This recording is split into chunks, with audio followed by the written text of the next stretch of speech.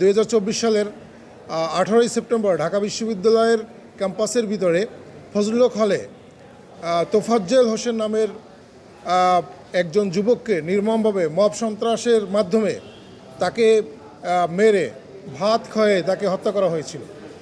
সেই বিষয়ে ওই ঘটনার পরের দিনই অর্থাৎ 19 সেপ্টেম্বর ঢাকা বিশ্ববিদ্যালয় প্রশাসনের পক্ষ থেকে আমানুল্লাহ নামের একজন এজাহারকারী তিনি একটা মামলা দায়ের করেছিলেন শাহবাগ থানায়।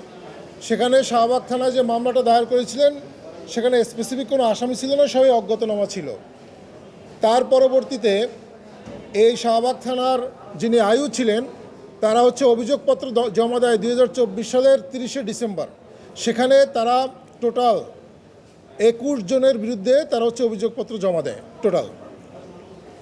এর পরবর্তীতে এবং এই মামলায় যাদেরকে গ্রেপ্তার করা হয়েছিল 7 জন, তারা সবাই অনসিক্সটিবল করেছে, তারা এই দোষটা তারা স্বীকার করেছে। এবং কারা কোথায় কিভাবে মেরেছে, কারা আঘাত করেছে, কারা চুলে আগুন দিয়েছে, কারা চামড়া তুলে দিয়েছে, এগুলো সুনির্দিষ্টভাবে তারা অনসিক্সটিবলে স্বীকার করেছে। বিশ্ববিদ্যালয় প্রশাসন বারবারই এই বিচার প্রক্রিয়াকে তোফাজ্জল হত্যাকাণ্ডের মতো এত ন্যাক্কারজনক একটা হত্যাকাণ্ড সেটাকে ঢাকা বিশ্ববিদ্যালয় প্রশাসন বারবার তারা এই বিচার প্রক্রিয়াকে বিলম্বিত করার জন্য তারা একের পর এক নারাজি পিটিশন দিয়ে যাচ্ছে এবং এই বিচার প্রক্রিয়াকে তারা কোনো না কোনোভাবেই সেটাকে অন্য খাতে প্রভাবিত করতে চায় একটা নির্দিষ্ট সংখ্যক স্টুডেন্টদের এজেন্ডাকে বাস্তবায়ন করার জন্য, তাদেরকে বাঁচানোর জন্য। তারই ধারাবাহিকতায় এই শাহবাগ থানা 30 ডিসেম্বর 2024 অভিযোগপত্র দাখিলের পরে তারা একটা নারাজি দেয়। বিশ্ববিদ্যালয় প্রশাসন এই অভিযোগপত্র তদন্ত প্রতিবেদন তারা মানে নেয়, তারা নারাজি পিটিশন দিয়ে পরবর্তীতে নারাজি কোর্ট অ্যাকসেপ্ট করার পরে সেটাকে আবার পিবিআইকে তদন্ত দেয় 26 ফেব্রুয়ারি 2025 সালে। পিবিআই তদন্ত প্রতিবেদন জমা দেয় প্রায় 8 থেকে 9 মাস পরে। এই পিবিআই তদন্ত প্রতিবেদন জমা দেয় 2025 সালের ডিসেম্বর মাসে পিবিআই তদন্ত প্রতিবেদন জমা দেওয়ার পরবর্তীতে ঢাকা বিশ্ববিদ্যালয় প্রশাসন আবারও নারাজি পিটিশন দেয়। মানে তারা ঢাকা বিশ্ববিদ্যালয় প্রশাসন পিবিআইয়ের মতো সংস্থা যারা স্পেশালিস্ট এই সমস্ত বিষয়ে তদন্ত করতে, তাদের তদন্ত প্রতিবেদন বা শাহবাগ থানার তদন্ত প্রতিবেদন প্রত্যেকটা ব্যাপারে তারা বিচার প্রক্রিয়াকে বিলম্বিত করার জন্য একের পর এক নারাজি পিটিশন দিয়ে কোনোভাবেই যাতে এই তোফাজ্জলের হত্যার বিষয়টা না হয়। এবং তারই ধারাবাহিকতায় গতকালকে অর্থাৎ গতকালকে 11 তারিখে ম্যাজিস্ট্রেট 10 তারিখে ম্যাজিস্ট্রেট সেই পিবিআইয়ের যে তদন্ত প্রতিবেদন যেটা দিয়েছিল সেটাকে অ্যাকসেপ্ট করে।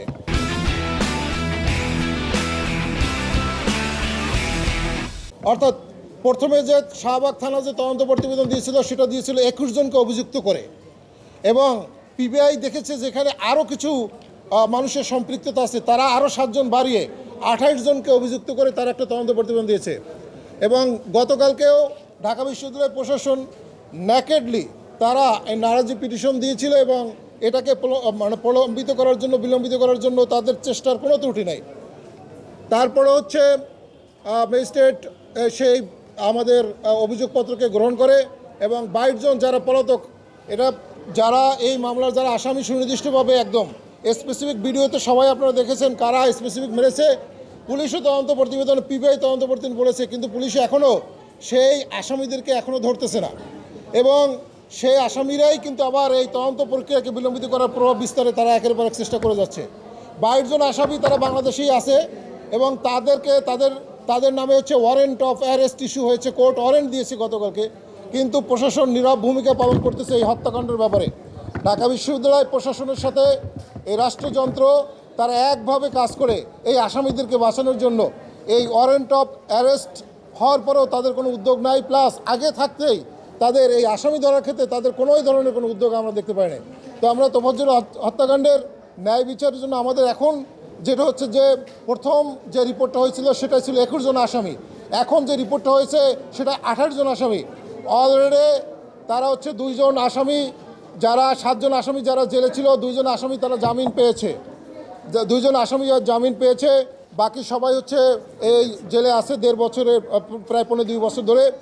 আমাদের দাবি সেটা ঢাকা বিশ্ববিদ্যালয়ের মতো এত বড় একটা বিশ্ববিদ্যালয়, যেটা স্বনামধন্য বিশ্ববিদ্যালয় এবং যার কাছে আমরা জাস্টিস চাই, যেখানে স্টুডেন্টরা আসলে জাস্টিসের জন্য সংগ্রাম করেছে, সেই প্রশাসন রাষ্ট্রযন্ত্রের সাথে মিলে এই তোফাজ্জল হত্যাকাণ্ডের মতো এত ন্যাক্কারজনক হত্যাকাণ্ডকে কোনোভাবেই জানে ন্যায় বিচারকে প্রলম্বিত করার জন্য কোনো ধরনের সহযোগিতা না করে।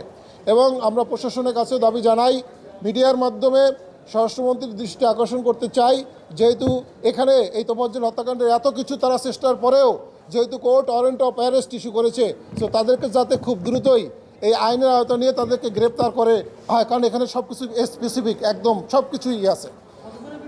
আর টোটাল হচ্ছে চার্জ অভিযোগপত্র দিয়েছে 428 জনের বিরুদ্ধে, 28 এর আগের যে তদন্ত প্রতিবেদনটা ছিল সেটা 21 জনের বিরুদ্ধে দিয়েছিল। ওয়ারেন্ট দিয়েছে 22 জন, আর বাকি সবাই হচ্ছে ভিতরে আছে, 2 জন শুধু বেইলে আছে। না, আমরা হচ্ছে তোফাজ্জলের পক্ষে। ইয়েস, বারবার নারাজি দিয়ে বিশ্ববিদ্যালয় প্রশাসন এই বিচার প্রক্রিয়াকে, কারণ এখানে বাদী হচ্ছে বিশ্ববিদ্যালয় প্রশাসন, আমরা তোফাজ্জলের পক্ষে। তো এবং বিশ্ববিদ্যালয় প্রশাসন বারবারই তারা এই বিচার প্রক্রিয়ার প্রলম্বিত করার জন্য বারবারই তারা নারাজি পিটিশন দিচ্ছে, একের পর এক পিটিশন দিচ্ছে। তো আমরা চাচ্ছি যে বিচার প্রক্রিয়ার যে নর্মাল যে আমরা এন্ডস অফ জাস্টিসের জন্য বিচার প্রক্রিয়াটা যেভাবে চলতেছে সেভাবে যদি চলমান থাকে, বিশ্ববিদ্যালয় প্রশাসন যেন তার নগ্ন হস্তক্ষেপ না করে, এবং রাষ্ট্রযন্ত্র বিশেষ করে হোম মিনিস্ট্রি অবশ্যই জানি এই বিষয়ে আসামিদেরকে গ্রেপ্তারের ব্যাপারে কনসার্ন যে ডিপার্টমেন্ট অবশ্যই জানি তারা ব্যবস্থা করবে।